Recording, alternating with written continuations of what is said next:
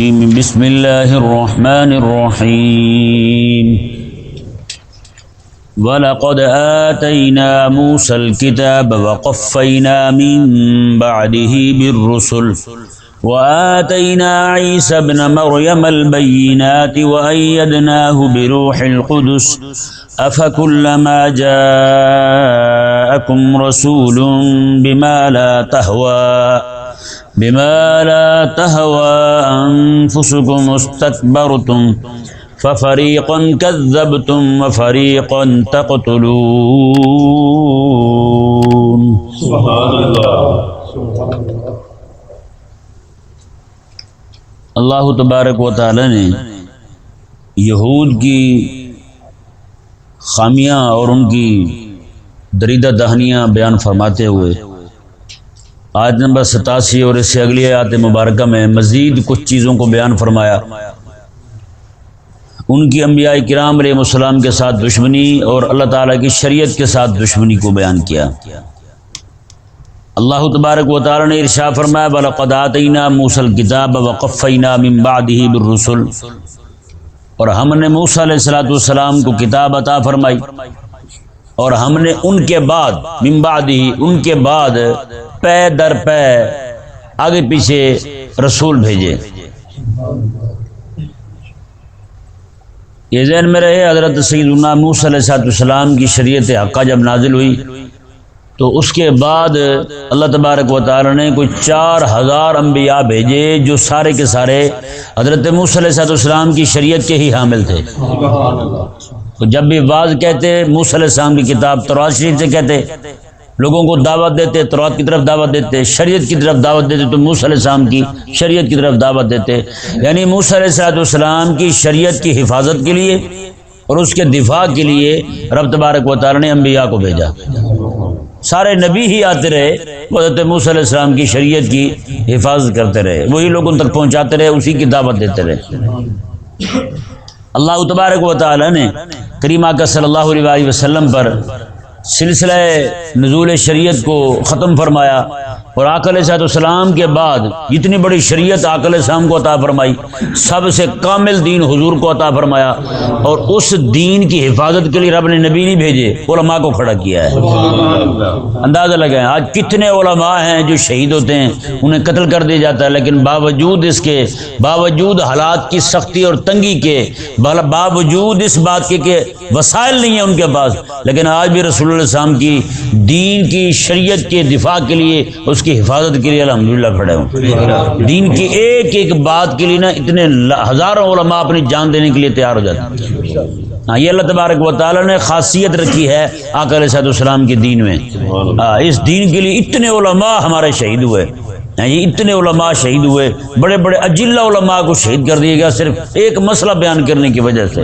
حکمرانوں نے کہا کہ آپ نے مسئلہ بیان نہیں کرنا، انہوں نے کہا کہ دین تمہارا پابند تھوڑا ہے، انہوں نے بیان کیا، پھر ایسا بیان کیا کہ پھر سب کو پتہ چل گیا۔ حضرت امام عز الدین بن عبدالسلام رحمہ اللہ اتنے بڑے عالم تھے شام کے، آپ کو سلطان العلماء کہا جاتا تھا۔ بڑی مرتبہ حاکم نے منع کیا کہ آپ نے یہاں کوئی بات نہیں کرنی، لیکن وہ کر دیتے تھے۔ حاکم کہتا ہے ان کو اتنے عرصے کے لیے یہاں سے نکال دیا جائے ملک سے، وہ کہتے ہیں میں تیار ہوں، ملک سے نکال دیتے، جب واپس آتے پھر آگے پھر وہی باتیں، پھر دینی حق کی باتیں بیان کرتے۔ تو اللہ تبارک و تعالی نے اتنا بڑا کام لیا آقا علیہ السلام کی امت کے علماء سے، جو وہ کام جو بنی اسرائیل کے انبیاء کیا کرتے تھے۔ ہاں یہ سمجھ آیا نا مسئلہ، کہ میں کہ میری امت کے علماء جو بنی اسرائیل کے نبیوں کی طرح ہیں، یعنی جو کام اللہ تبارک و تعالیٰ کے نبی بنی اسرائیل کے کرتے تھے وہی کام اللہ تبارک و تعالیٰ نے محبوب علیہ السلام کی امت کے علماء سے لیا ہے۔ اب بتائیں جی، ایک طرف پورا ایک حاکم ہو اکبر بادشاہ اور اس کا بیٹا اتنی جناب بدماشی پھیلا رکھی ہو، دین ہی نیا ایجاد کر لیا ہو، دین الہی کے نام سے اپنا دین ہی کھڑا کر لیا انہوں نے۔ جی کوئی سوچ سکتا ہے بندہ، اس وقت بھی بڑے بڑے چودھری ہوں گے، بڑے بڑے محلات میں بیٹھے لوگ ہوں گے، سارے بڑے بڑے مالدار لوگ ہوں گے، لیکن کسی کو توفیق نہیں ہوئی، کسی کو توفیق ہوئی تو چٹائی پہ بیٹھ کے قال اللہ اور قال رسول اللہ پڑھانے والے مجھے تو دل فسانی کو ہوئی ہے۔ اتنی پھر انہوں نے عظمت پائی، اتنی انہوں نے شان پائی۔ 10 سال سے زیادہ عرصہ آپ جیل میں قید رہے، 10 سال سے زیادہ عرصہ، 10 سال کے زیادہ عرصے کے بعد جب وہاں سے نکلے پوری جیل کے لوگ بھی آپ کے ہم فکر ہو گئے تھے، آپ کے ہم فکر ہو گئے تھے۔ جب باہر آئے وہاں سے تو بادشاہ جو ہے وہ بھی آپ کے فکر کا غلام بن چکا تھا۔ بتائیں بھائی. تو یہ تو محبوب علیہ السلام کی امت کے علماء میں اللہ تبارک و تعالیٰ نے یہ بات رکھی ہے. ہر دور کے اندر اللہ تبارک و تعالیٰ ایسے بندے کھڑے کرتا رہے گا جو دین حق کو ایسے بیان کریں گے جیسے 1400 سال پہلے محبوب علیہ السلام نے عطا فرمایا تھا. ہاں تو یہ اللہ تبارک و تعالیٰ نے ارشاد فرمایا جی حضرت موسیٰ علیہ السلام تک موسیٰ علیہ السلام سے لے کر عیسیٰ علیہ السلام تک ایک ہی شریعت رہی, ایک ہی شریعت رہی, ایک ہی طرح کے مسائل رہے جو اللہ تبارک و تعالیٰ نے نازل فرمائے تھے موسیٰ علیہ السلام پر. تو ان کے بعد جا کے حضرت عیسیٰ علیہ السلام کو نئی شریعت مل رہی ہے, پھر آ کے نسخ ہو رہا ہے شریعت مبارکہ میں. یہ آخری نبی ہیں ان میں بنی اسرائیل میں حضرت عیسیٰ علیہ السلام, لیکن باوجود اس کے کہ یہودیوں نے ان کا بھی انکار کیا.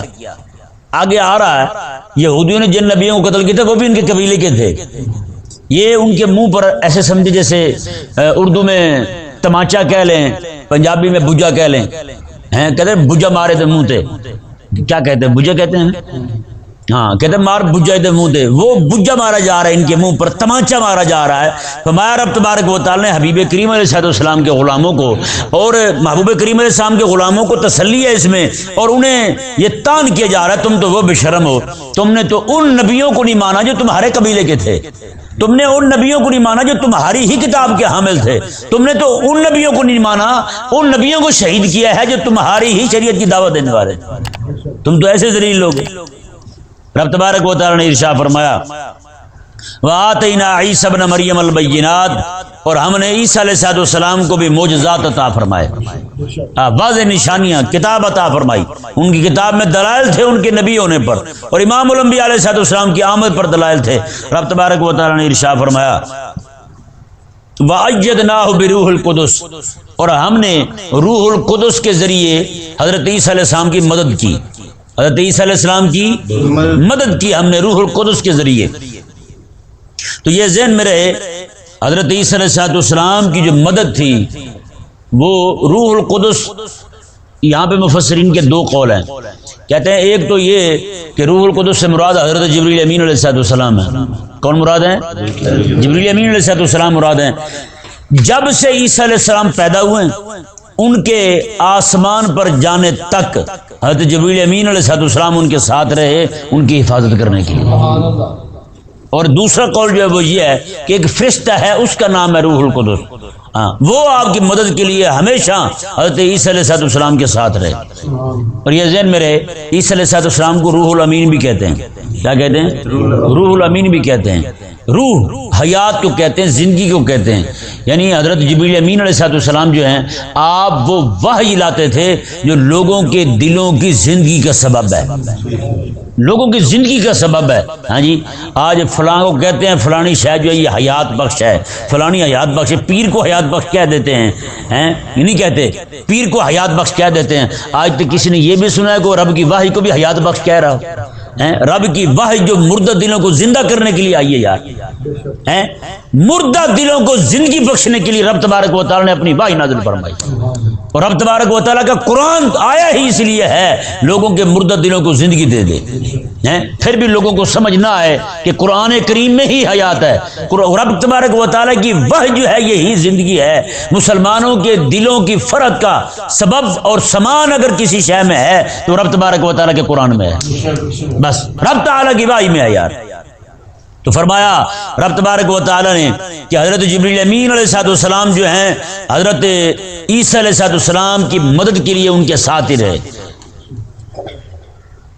اس سے یہ ثابت ہوتا ہے کہ جو بھی رب تبارک و تعالیٰ کے دین کا داعی ہو, رب تبارک و تعالیٰ کے دین کی دعوت دینے والا ہو, اس کے قرآن کی دعوت دینے والا ہو, تو اس کی مدد کے لیے بندہ کھڑا کرنا, کسی کو بھی کھڑا کر دینا, یہ رب تبارک و تعالیٰ کی سنت ہے.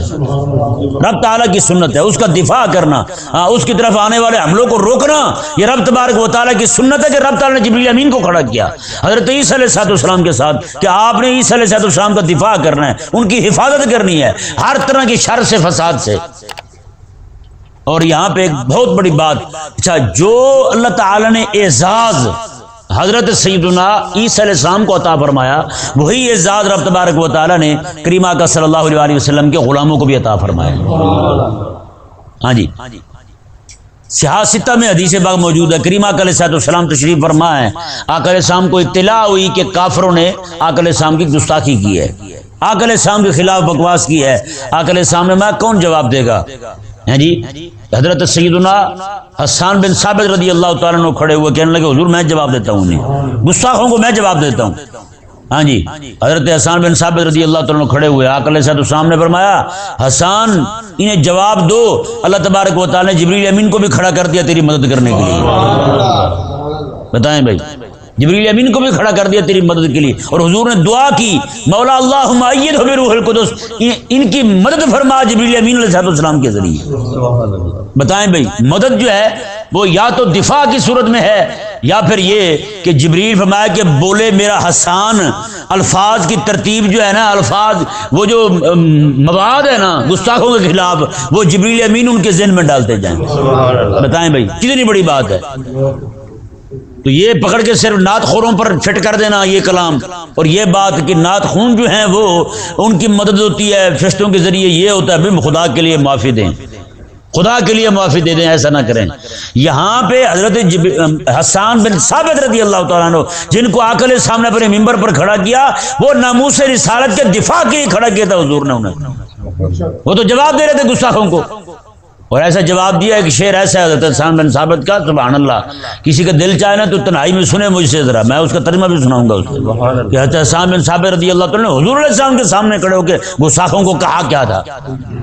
آپ کے جو اشعار ہیں نا ابو جہل کے بارے میں، ابو لہب کے بارے میں اور مشرکوں کے بارے میں، سبحان اللہ، پڑھنے والے ہیں، میں نے کچھ اشعار نقل کیے ہیں تفسیر میں، جس کا ذوق ہو نا وہ ذرا پڑھ کے دیکھے کہ حضرت حسان کہتے کیا ہیں انہیں۔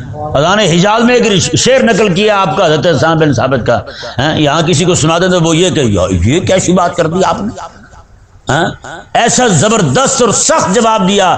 سخت اس لیے نہیں ہے کہ وہ جناب کسی بندے کی طبیعت پر، نہ نہ نہ، میں جیسا ان کی طرف سے حملہ تھا ویسا ہی جواب دیا حضرت حسان بن ثابت رضی اللہ تعالیٰ عنہ۔ اور آپ کیا کہتے ہیں؟ کہتے ہیں کہ میری زبان جو ہے یہ تو کاٹنے والی تلوار ہے۔ بتائیں بھائی، وہ یہ نہیں کہتے تھے آج کل کے جو چھمک چھلو نعت خواں پھرتے ہیں ذلیل کے بچے ہیں، ہر گلی میں جناب اتنے نعت خواں پڑے ہوتے ہیں، نماز میں ایک بھی نظر نہیں آتا، مسجد میں چلے جائیں ایک بھی نظر نہیں آتا۔ کبھی آپ نے دیکھے کوئی نعت خواں نماز پڑھنے آئے ہو یہاں؟ بتائیں بھائی، ابھی آپ محفل رکھ لیں 1800 نعت خواں نکل آئیں گے، مجال ہے عالم کو بھی ٹائم مل جائے، مسجد میں نماز مولوی پڑھا ہے، سارا کچھ مولوی کرے، عالم کرے، اور محفل میں مولوی کے لیے ٹائم نہیں ہے کہ آپ بھی بیان کر لیں 10 منٹ۔ ایک نعت خواں پونا گھنٹہ ضائع کر دے گا، وہ راگیں لگا کے سر لگا کے۔ یہ قوم اصل میں نور جہاں کی عادی ہوئی ہے، یہ سر کی غلام ہے، بس سر سناتے جائیں، ان کو مست کر دیں، اور سانپ نہیں مست ہو جاتا ایسے، وہ کہتا ہے ابھی 2 گھنٹے سنا 3 گھنٹے سنا میں ٹونا۔ اور میں نے کہا نعت سن کے رونے والے لوگ جو ہے نا، ان میں سے اکثریت جو ہے آقا علیہ السلام کی گستاخی پر چپ ہو جاتے ہیں۔ میں نے کئی پیر دیکھے نعت سن کیسے رو رہے ہوتے ہیں، جیسے باادب بیٹھے ہوں گے، لیکن آقا علیہ السلام کی گستاخی ہوتی رہے، وہ آقا علیہ السلام کے دین پر حملے ہوتے رہے، مجال ہے، حرام ہے ان پر کہ ایک لفظ بھی بول جائیں کبھی۔ تمہارا یہ نعتیں پڑھ کے سن کے رونا یہ کس کام کا یار بتاؤ؟ تمہارے دل میں رسول اللہ علیہ السلام کی عزت اور ناموس کا ایک اہمیت ہی نہیں ہے تمہارے دل کے اندر، چاہے تم جتنا مرضی روتے رہو پیٹتے رہو گھر بیٹھ کر۔ اور ان کا حال دیکھیں، یہ آپ کو حیرانگی ہوگی، اس حکومت نے 800 سے زیادہ کتابوں پر پابندی لگائی ہے، 800 سے زیادہ کتابوں پر پابندی لگائی ہے اس حکومت نے، اور ان کتابوں میں جو پابندی لگی ہے نا 721 کتابیں صرف حضور کی سیرت کی تھیں، 721 کتابیں صرف آقا علیہ السلام کی سیرت کی تھیں، یہ اس ذلیل حکومت نے پابندی لگائی ہے۔ 800 سے زیادہ کتابوں میں پابندی لگی، 721 کتابیں حضور کی سیرت کی ہیں، کہاں مر گئے سارے؟ وہ بڑی بڑی محفلیں کروانے والے، نعت خانوں پہ لاکھوں روپے لٹانے والے کہاں مرے؟ وہ قبریں تو دکھاؤ ان دلیلوں کی ہمیں، کہاں مرے ہیں وہ؟ 721 کتابیں رسول اللہ علیہ السلام کی سیرت کی، ایک کتاب ان میں رسول اللہ علیہ السلام کی ناموس کی کتاب ہے، اس میں صرف مسئلہ حضور کی ناموس کا بیان ہوا ہے، حضور کی عزت کا مسئلہ بیان ہوا ہے، اس میں پابندی لگا دی گئی۔ یہ کتاب نہیں پڑھی جا سکتی پاکستان کے اندر، یہ کتاب بیچی نہیں جا سکتی پاکستان کے اندر۔ تو بتائیں آج وہ کمینے باہر فلسطین لگا کے اسے مجاہد ختم نبوت کہہ رہے ہیں، اس بغیرت کو اسے محافظ ناموس رسالت کہہ رہے ہیں۔ ان سے بڑا کمینہ اور پاگل کون ہوگا یار بتائیں؟ آج اتنے لچے پاڑے پیر حرام خور بیٹھے ہیں خانقاہوں میں بیٹھ کے 11ویں کھا رہے ہیں، 11ویں پھانک رہے ہیں، ڈپ رہے ہیں، غوث پاک کی کتاب پہ پابندی لگا دی انہوں نے۔ غوث پاک کی کتاب پہ پابندی ہے پاکستان میں، جو بیچے گا پکڑا جائے گا، جو خریدے گا پکڑا جائے گا، جا کے مانگے گا پکڑا جائے گا، گرفتار ہو جائے گا۔ کتنا عرصہ اسے قید ہے کہ عبد القادر جیلانی کی کتاب مانگی تو نے؟ اتنا بڑا بدماش ہے تو؟ بتائیں کہاں مرے سارے پیر حرام خور؟ ہمیں کہتے جی آپ اس طرح سختی کرتے ہیں پیروں پر، تو پیر تو پھر میں نے کہا پیر کون سے خدا لگے ہوئے ہیں؟ تو کہتے جی آپ ان کے پول نہ کھولا کریں۔ میں نے کہا آپ کتنے دنوں سے دیکھ رہے ہیں رب تبارک و تعالیٰ یہودیوں کا پول کھول رہا ہے نہیں کھول رہا؟ رب تو اس لیے کھول رہا ہے وہ یہودی ذلیلوں کو شرم آ جائے، ان کو، ان کے وڈیروں کو حیا آ جائے، میرے حبیب کو مان لیں۔ اگر نہیں مانتے چلو کم از کم ان کی عوام بھی ان سے بدگمان ہو جائے گی، اور یہ تو بڑے کمینے ہیں، یہ تو بڑے ذلیل ہیں۔ ہم یہی کہتے ہیں کہ پیروں کو حیا آ جائے، اوے انہیں نہیں آتی چلو مرید ہی حیا کر جائیں۔ پنڈی کا ایک پیر ذلیل، اس نے بیٹے کی شادی کی، 1.5 ارب روپیہ اس نے صرف ایسے اڑا دیا جناب، نعت خانوں پہ، اس طرح کے لوگوں پر۔ بتائیں بیٹے کی شادی پہ جناب اتنے پیسے اڑا دیے اس نے۔ آج بھی مرید کہتا جی میں تو بیعت ہوں فلاں پیر کا۔ میں نے کہا تیرا پیر جو ہے وہ رسول اللہ علیہ السلام کے دین کا خیر خواہ نہیں رہا، وہ تیرا خیر خواہ کیسے ہوگا؟ کہ نہیں سمجھ آ رہا مسئلہ بھائی؟ یہ آپ دیکھ رہے ہیں نا یہودیوں کے پول کھول رہے نہیں کھول رہے؟ رب فرما رہے تم تو وہ ذلیل ہو، تم نے نبیوں کی شریعت کا انکار کیا، تم نے تو کتاب کا انکار کیا، تم نے تو کتاب کو بدل دیا، تم نے تو نبیوں کو شہید کر دیا، اور تم نے تو نبیوں کو ذلیل کیا، ان کو نعوذ باللہ من ذالک، نبیوں کی تذلیل کی تم نے، نبیوں کی توہین کی تم نے، نبیوں کی گستاخی کی تم نے۔ رب تبارک و تعالیٰ نے بیان نہیں فرمایا؟ اس لیے بیان ہو رہا ہے۔ اور آج ہم انہیں کہتے ہیں وہ غوث پاک جن کے نام کی 11ویں کھاتے ہو، گلے ٹھوکے ہوئے تم نے ہر جگہ پہ، جہاں دیکھو 11ویں کا گلا ہے، جہاں دیکھو 11ویں کا گلا ہے۔ کہیں پہ آپ نے یہ بھی دیکھا ہے یہاں پہ جناب ناموس رسالت کے دفاع کے لیے لوگ پیر کے باہر، گھر کے باہر اور اس کی قبر پر گلا ٹھوکا ہوا ہے، پیر کے بچونگڑے پالنے کے لیے گلا لگا ہوا ہے وہاں ہیں، پیر کے پیچھے صاحبزادے پالنے کے لیے گلا لگا ہوا ہے، 11ویں کے لیے گلا لگا ہوا ہے، لیکن نہیں لگا گلا تو کہیں پہ رسول اللہ علیہ السلام کی ناموس کے لیے، رب کے قرآن کے دفاع کے لیے نہیں لگا ہوا۔ اتنے مشن قائم ہے لوگوں کو، یار جا کے دیکھو تو صحیح آپ وہ کافر کیا کر رہے ہیں اور ہم کیا کر رہے ہیں۔ یہ حالت جو ہے نا آج یہاں ایسے نہیں پہنچی کہ یہ کتے حکمران جو ہیں ایسے دریدہ دان اور منہ پھٹ اور بابلے کتے ہو گئے ہیں۔ یہود و نصارہ کو راضی کرنے کے لیے 721 کتابیں رسول اللہ علیہ السلام کی سیرت کی بیان ہو گئی، اور کوئی مولوی پیر کوئی بولا ہی نہیں۔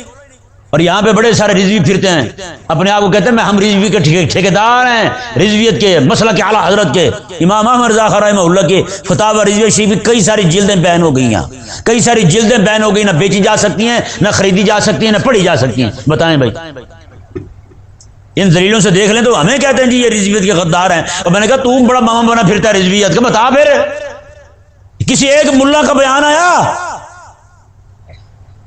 اور جب پابندی لگ رہی تھی یہ ملا بیچ میں بیٹھے ہوئے تھے جو اپنے آپ کو بریلوی کہتے ہیں، یہ ذلیل بھی بیچ میں بیٹھے ہوئے تھے، انہوں نے بھی کہا ٹھیک ہے اس پہ پابندی لگا دیں، اس پہ لگا دیں، اس پہ لگا دیں، انہوں نے خود لگوائی یہ پابندی۔ امام احمد رضا خان رحمہ اللہ کی کتابیں ہیں، اور جن کی کتابوں پہ انگریز کے دور میں پابندی نہیں تھی، یہ انگریز کے پٹھے پابندی لگا گئے، تو اسے کیا سمجھ آیا ہمیں؟ امام احمد رضا خان کی کسی کتاب پہ انگریز نے پابندی نہیں لگائی تھی، اس وقت پابندی نہیں تھی ان کی کتابوں پر، آج پابندی لگ گئی۔ مطلب کیا ہے؟ اس کا انگریز تو بڑا بغیرت تھا، اس کا بیٹا اس سے بھی بڑا بغیرت نکلا ہے، یہ اس کی روحانی اولاد ہے ساری۔ کاش کہ ہمارے لوگوں کو سمجھ آئے کہ ہم کھڑے کہاں پہ ہیں۔ یار بتائیں ہم پاکستانی بحیثیت قوم کیا جواب دیں گے رب تبارک و تعالیٰ کو کہ رسول اللہ صلی اللہ علیہ وسلم کی سیرت کی کتابیں 721 کتابیں بیان ہوگی ہمارے زندہ ہوتے ہوئے؟ بتائیں کیا جواب ہے ہمارے پاس؟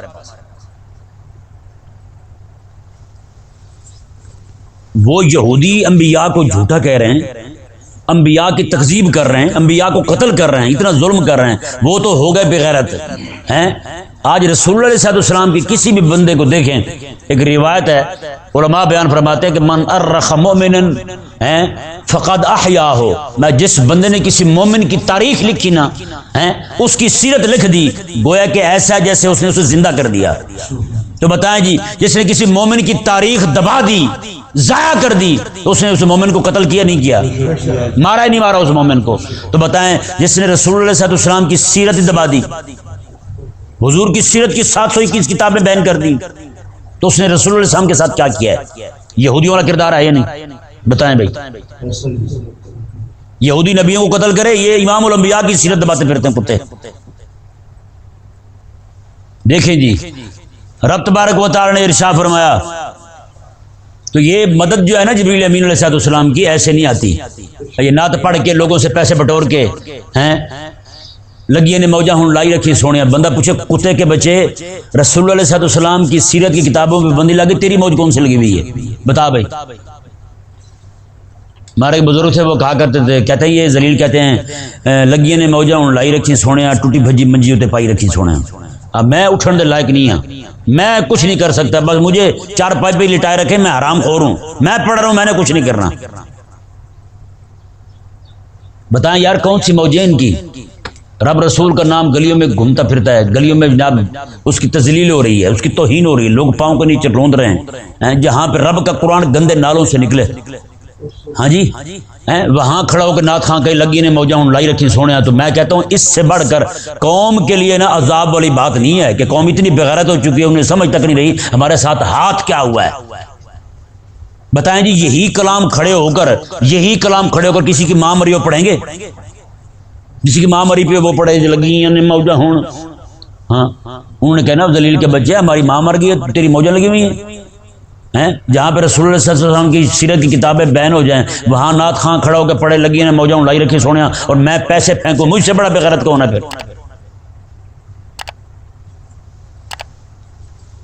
رب تبارک و تعالی نے ارشاد فرمایا جی دیکھیں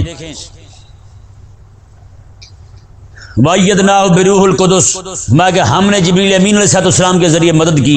یہ مدد صرف انہی کو حاصل ہوتی ہے رب تبارک و تعالیٰ کے فرشتوں کی، رب تبارک و تعالیٰ کی مدد جو اللہ تبارک و تعالیٰ کے دین کے لیے کھڑے ہوتے ہیں. بس جو استقامت کے ساتھ کھڑے ہوں رب تعالیٰ کے دین کے لیے انہیں مدد حاصل ہوتی ہے. اچھا اس آیت مبارکہ کو دیکھ کر جی ہمیں بڑا عجیب لگتا ہے کہ ہمارے کچھ ملا جو ہے نا وہ اس سے یہ ثابت کرتے ہیں جی اللہ تبارک و تعالیٰ کے نیک بندوں سے مدد مانگنا جائز ہے. مدد مانگنا جائز ہے، لیکن یہ بھی تو بتاؤ نا یہ آیت مبارکہ لے کر یہ کیوں نہیں بیان کرتے کہ رب تعالیٰ کے دین کے لیے جو کھڑا ہو اس کی مدد کرنا بھی یہ سنت ہے. اس کی مدد کے لیے کھڑے ہو نا، یہ بھی بیان کرو مرو. آج یہ بیان کر دیا کہ اللہ تعالیٰ کے ولیوں سے مانگنا.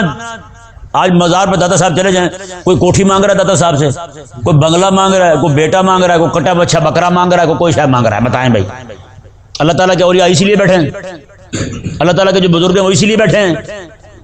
تم نے پوری قوم کو مسجد کی طرف لگا دیا ہے، مسجد کی طرف لگا دیا ہے پوری قوم کو پکڑ کے. اب یہاں کتنا اہم مسئلہ بیان ہوا کہ فرمایا کہ عیسیٰ علیہ السلام کو فرمایا رب تعالیٰ نے آپ کا کام ہے میرے دین شریعت کی خدمت کرنا، شریعت لوگوں تک پہنچانا، اور مدد آپ کی وہ میرے ذمہ ہے، وہ میں جبریل امین کو بھیج کے کروں گا.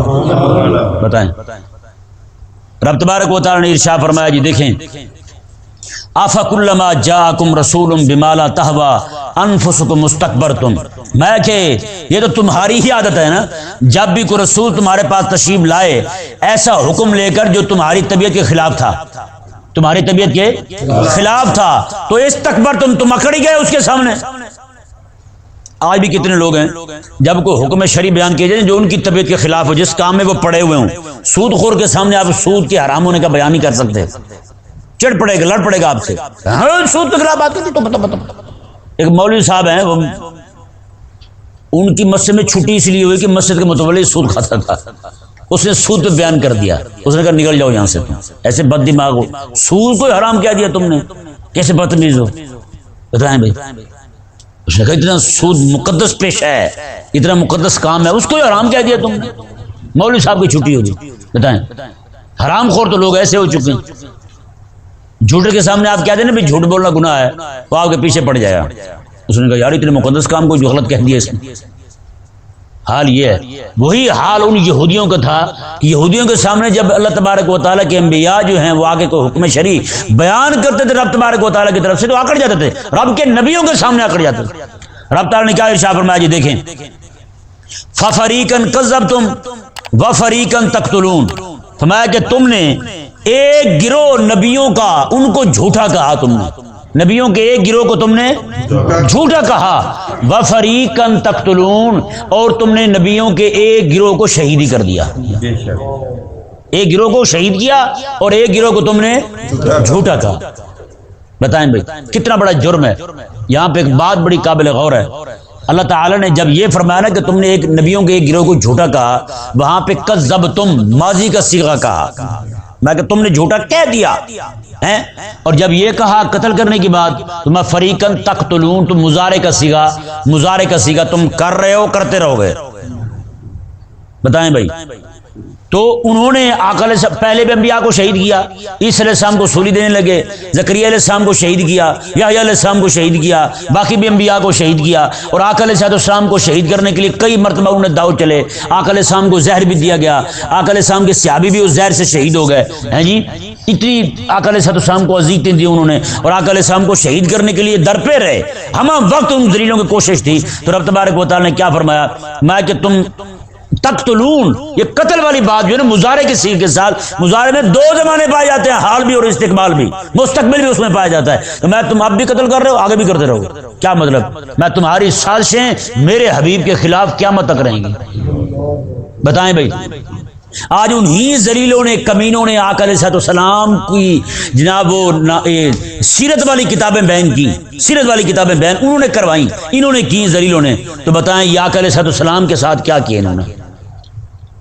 اور جہاں آقا علیہ السلام یہ فرمائیں کہ سباب المسلم کا قتل، مسلمان کو گالی دینا ایسا جیسے اسے قتل کر دینا، مسلمان کو گالی دی جائے تو یہ قتل بنتا ہے، تو امام الانبیاء علیہ السلام کو جو گالی دے یہ کیا بنتا ہے؟ بتائیں بھائی. تو پھر یہ ذلیل آج تک حضور کی گستاخیاں کر رہے ہیں یا نہیں کر رہے؟ جو بھی گستاخی کرے اس کی پشت پناہی کر رہے ہیں یا نہیں کر رہے؟ تو یہ کتے کیا کر رہے ہیں بتائیں. اسی لیے رب تبارک و تعالیٰ نے تکذیب والی بات کو ماضی کے صیغے کے ساتھ اسے تعبیر فرمایا، اور قتل والی بات کو مضارع کے صیغے کے ساتھ. میں یہ آج بھی کر رہے ہو، آگے بھی کرتے رہو گے تم. اور یہ ایسی لعنت ان کے گلے میں پڑی ہے جو ان کے ماتھے پر جو داغ لگا ہے وہ دور نہیں ہونے والا جب تک یہ جہنم میں نہ چلے جائیں ذلیل لوگ. اللہ تبارک و تعالیٰ نے ارشاد فرمایا جی دیکھیں آگے انہیں جب سمجھایا گیا نا کہ سمجھ جاؤ، بندے کے پتر بنو، انسان کے بچے بنو، تو آگے سے کیا کہا انہوں نے؟ کہنے قالوا قلوبنا غلف، ہمارے دلوں پہ پردے ہیں. مطلب کیا ہے؟ یہ نہیں کہتے کہ ہمیں حق بات سمجھ نہیں آتی، وہ یہ کہتے تھے کہ ہم حق پر ہیں، اب ہمارے دل بالکل بند ہو چکے ہیں، ہم نے کسی کا بات نہیں سننا، کسی کی نصیحت نہیں سننی. ایسے لوگ ہوتے نہیں ہوتے؟ کہتے میرا اپنے پیر پر آنکھیں بند ہیں، میں پیر کے علاوہ کوئی بات نہیں سنتا کسی کی، چاہے رسول اللہ کی حدیث ہی کیوں نہ ہو. بتائیں ایسے بغیرت پیدا ہو چکی کہ ہم پیر کے علاوہ کسی کی بات نہیں سنتے جی، بس ختم. ایک بندے کو حدیث سنائی، وہ کہنے لگا حدیث کیا سناتے ہیں، میں تو اپنے پیر کی بات مانتا ہوں. بتائیں اس کے نزدیک رب کے قرآن کی کوئی اہمیت نہیں، رسول اللہ کی حدیث کی کوئی اہمیت نہیں. تو نے کہا میرا پیر بس میرا پیر ہے. پیروں کے قصیدے ہی ایسے پڑے ہیں، آج پیر کو پیر خدا بن بیٹھا، نعوذ باللہ من ذالک. تو انہوں نے یہودی نے کیا کہا تھا؟ نعوذ باللہ، رسول اللہ علیہ السلام سامنے قرآن پڑھ رہے ہیں اور وہ کہتے ہیں کہ ہم تو کوئی بات نہیں سنتے، ہمیں تو کوئی بات، ہمارے دلوں میں کوئی بات اثر نہیں کرتی آپ کی. رب تبارک و تعالی نے فرمایا جو بات تم باعث فخر جان کے کہہ رہے ہو نا، اکڑ کے کہہ رہے ہو، ہمارے دل میں کوئی بات نہیں جا سکتی. اللہ تبارک و تعالی نے فرمایا یہ کوئی عزت والی بات نہیں ہے، اور لعنتی ہو یہ ذلت والی بات ہے. رب تعالی نے کیسا انداز اختیار فرمایا یہ دیکھیں جی. میں بل لعنہم اللہ بکفرہم، اور میں بشرمو کیا کہتے پھرتے ہو؟ بل لعنہم اللہ بکفرہم، اور بلکہ یہ اللہ نے لعنت کی ہے ان کے کفر کی وجہ سے، اللہ نے لعنت کی ہے ان کے کفر کی وجہ سے کہ ان کے دل آج بند ہو چکے ہیں. محبوب علیہ السلام کے قرآن کا نور اور رب کی وحی جو ہے وہ ان کے دلوں پر اثر انداز نہیں ہو سکتی. میں تم خوش ہوتے پھرتے ہو پاگلو کہ ہم جو ہے وہ ہم کوئی بات نہیں سنتے نبی آخر الزمان کی، ہمارے تو دل بڑے پختہ ہیں، ہم یہودیت پر قائم ہیں. نہ یہ تو لعنت کا سبب ہے، یہ تو لعنت کی وجہ سے تمہارے ساتھ ہوا، لعنت کا ثمرہ ہے، یہ لعنت کی وجہ سے سارا تمہارے ساتھ ہوا ہے. اور اللہ تبارک و تعالی نے ارشاد فرمایا فَقَلِيلًا مَا يُؤْمِنُونَ، فرمایا کہ یہ لوگ اسی لیے لعنت پڑی ہے ان پر تو بہت تھوڑے لوگ ان میں ایمان لاتے ہیں، بہت تھوڑے لوگ ایمان لاتے ہیں. اللہ تبارک و تعالی سمجھنے کی توفیق عطا فرمائے.